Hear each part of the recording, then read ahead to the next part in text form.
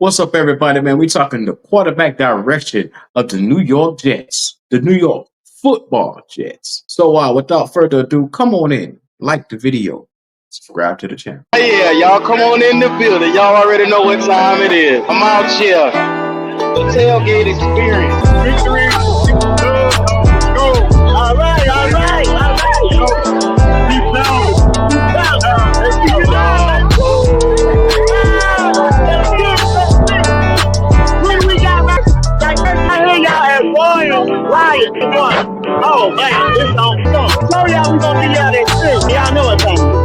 All right. Welcome to the Tailgate Experience, man. It's your boy Dub Q, and we here to talk about the direction of the QB position for the New York Football Jets. So let's get into it as we do. It's been an interesting 2 years that I like to call a roller coaster for the Jets. The up and down, the Achilles injury that happened to their beloved Aaron Rodgers is what I'm going to call it. A little sarcasm there. Let's talk about it, man. Aaron Rodgers, since he has come here, has expressed how he felt like his departure from Green Bay was not one of the best, not one of the most noted or one of the most loved. You see what I did there? Most loved moments for him, being that they took quarterback Jordan Love and they wanted him to develop behind Aaron Rodgers. And at that time, the words mentee, mentor was thrown around, but he wasn't feeling it. He wasn't feeling it because he wasn't thrilled. He wanted more weapons and he wanted to win. Now, Aaron Rodgers, after 2 lackluster years, 1 season where he didn't play, and this season right here where he posted up 3,800 yards, I'll be exact with you, 3,800 yards. I believe it was 28 touchdowns, 11 interceptions, and his QBR was terrible this year, a 48 as a QBR. 3,897 yards to be exact is what it was.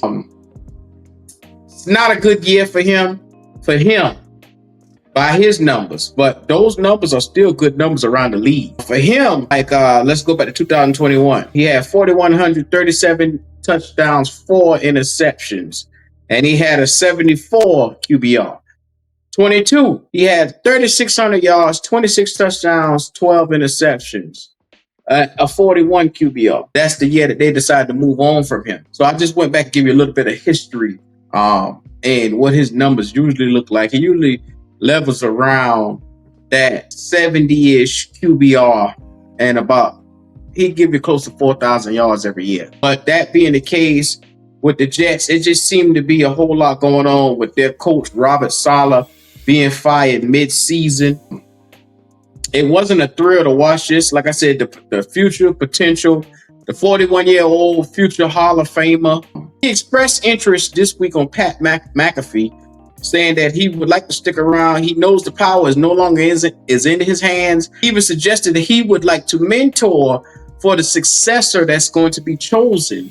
And the significant change of tone for him, because this motherfucker wanted nothing to do with helping somebody else, especially somebody taking his job. So I guess it's really kicked into him at 41 years old. How much really do I have left in the tank? And what can I offer the game of football? Now, you realize you can be immortal if you played your time and then you turn around and you could be a bridge. You can be a leeway. You could be somebody that can help usher in a new era and remain around even longer after your playing days. But for the Jets, like I said, they will attempt to find a legitimate replacement, probably Aaron Rodgers, because the talks is, like I said, once you get rid of the coach, the GM, it's time for you to do a clean slate. Now, be mindful, Aaron Rodgers he was on a 3-year deal, and he served 2 out of the 3 years that he has been there. So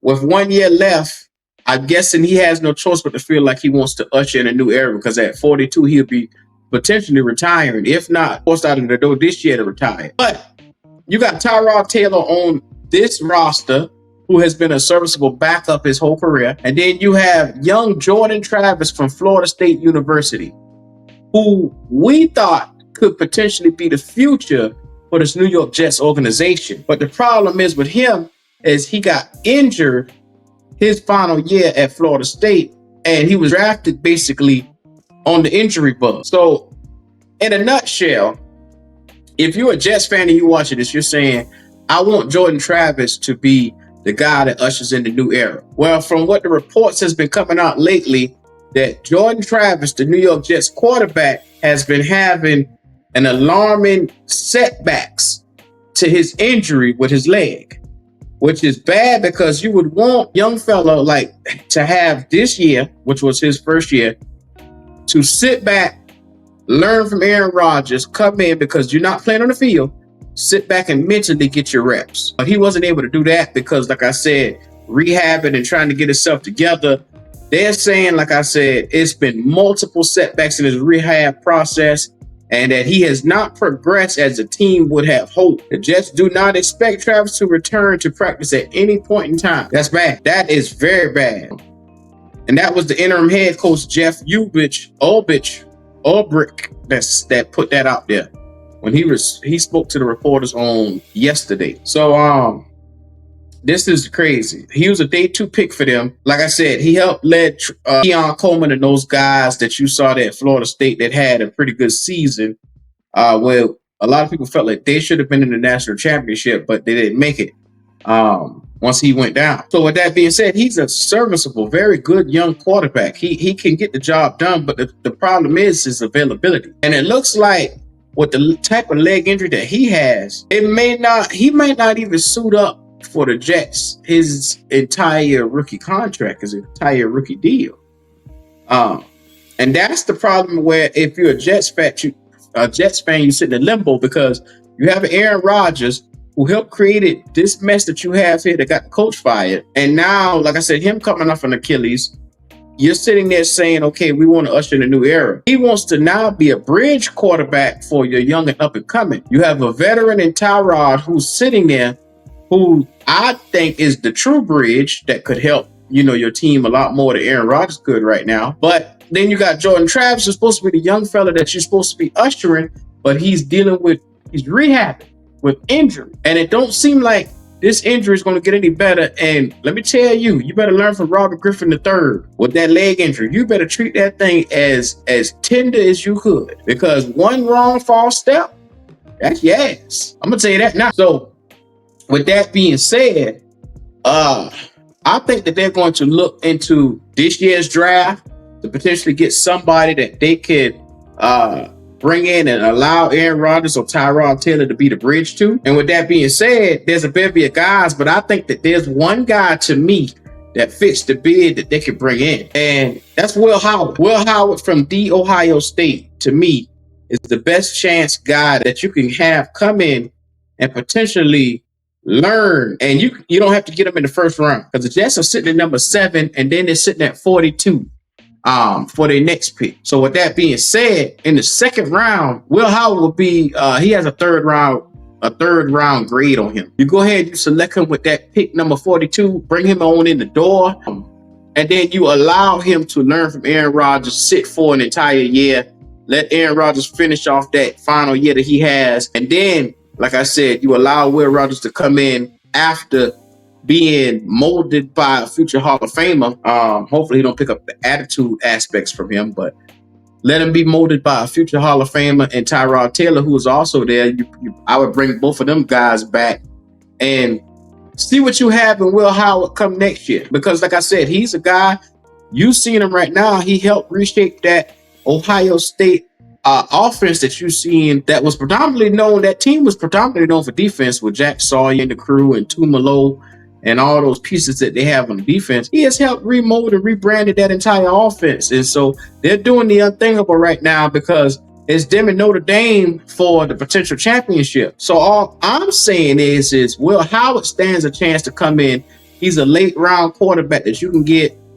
Take him up in the second round. Take him up second round or early third if you want to. But I think second round would be the perfect place to get him. And that way you can put him on the roster, let him allow to be molded, and you can take your time and have your future put together if you're the Jets. Go out another year with Aaron Rodgers. Go out another year with him or either Taylor as a bridge quarterback. And let's see where this goes. And if Jordan Travis happens to rehab, yes, you will have a quarterback competition between Jordan Travis and Will Howard, and may the best man win. That's the ultimate scenario for the quarterback position for the Jets.